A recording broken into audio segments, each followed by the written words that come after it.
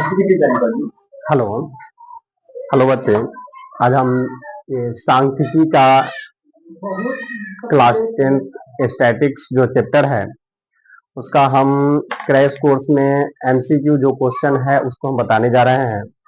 ये जो MCQ question जो पूछता है यह लगभग स्टैटिक्स से 5 से 6 नंबर का ऑब्जेक्टिव में पूछता है। वह ऑब्जेक्टिव को हम बताने जा रहे हैं। जो ऑब्जेक्टिव में पूछता है उसका फर्स्ट टॉपिक है टैली मार्क से पूछता है। फर्स्ट जो टॉपिक है वह टैली मार्क से पूछता है। सेकंड जो टॉपिक है वह परिसर से पूछता है। सेकंड टॉपिक परिसर से पूछता है। और जो तीसरा जो है थर्ड टॉपिक जो है वह थर्ड टॉपिक में वर्ग चिन्ह से पूछता है। वर्ग चिन्ह से पूछता है। और फोर्थ जो टॉपिक है वह फोर्थ टॉपिक में माध्य से पूछता है। ये माध्य से पूछता है।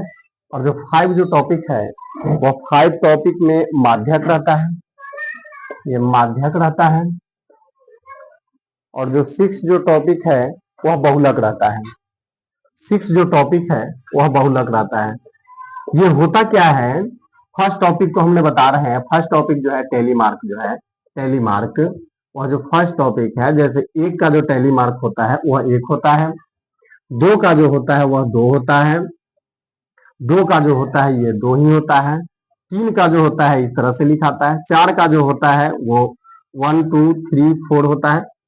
5 का जो होता है ये 1 2 3 4 काट देना है और इस डायरेक्शन में इसको काट देना है। ये 5 का हो गया। ये 6 का जो होता है 1 2 3 4 और ये 1 हो गया, 5 हो गया और 1 ये हो जाएगा। 7 का जो होता है 1 2 3 4 और 1 ये हो गया तो ये 5 हो गया और 2 और बढ़ा देना है, 1 2 हो गया। ये 8 का जो होता है 1 2 3 4 ये 5 हो गया।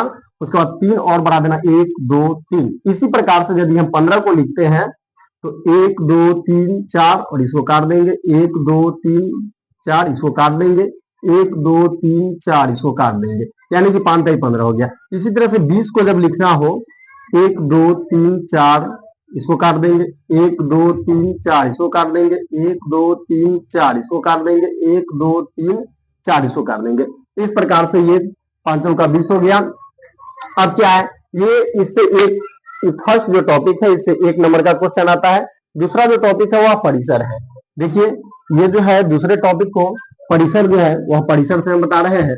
ये आपके लिए क्वेश्चन है कि प्रैक्टिस कर लीजिएगा। 20 26 30 32 ये होमवर्क के तौर पर ये प्रैक्टिस कर लीजिएगा।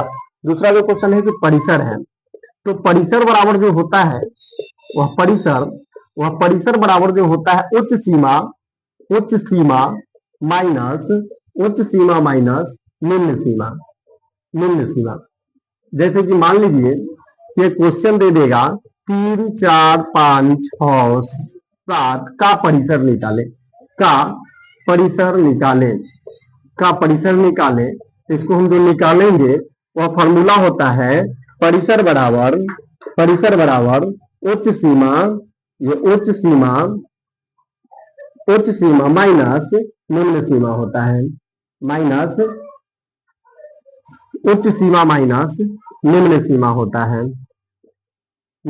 होता है। तो आपने देखिए कि इसमें जो उच्च सीमा का मतलब होता है जो सबसे बड़ा जो मान होगा, सबसे अधिकतम जो मान होगा वह कितना होगा। तो इसमें सबसे अधिकतम जो मान है वह 7 है। 7 माइनस, ये माइनस का चिन्ह है तो माइनस का चिन्ह दे दिए।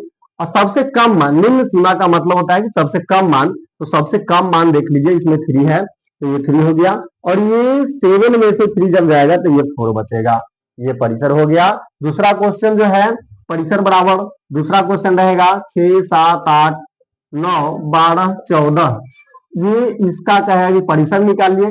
तो परिसर बराबर जो फार्मूला होता है, परिसर बराबर वही होता है। देखिए यहाँ फार्मूला है उच्च सीमा माइनस निम्न सीमा। उसी तौर पर यहाँ कर लीजिए कि उच्च सीमा यानी कि सबसे जो ज्यादा मान है, तो सबसे ज्यादा मान इसमें 14 है तो 14 को लिखिए। निम्न सीमा यानी कि निम्न सीमा का मतलब होता है सबसे कम मान, तो सबसे कम मान जो देखिए इसमें क्या है 6 है। तो 14 में से 6 जब जाएगा यानी कि 14 में से जब 6 जाएगा तो ये 8 बचेगा।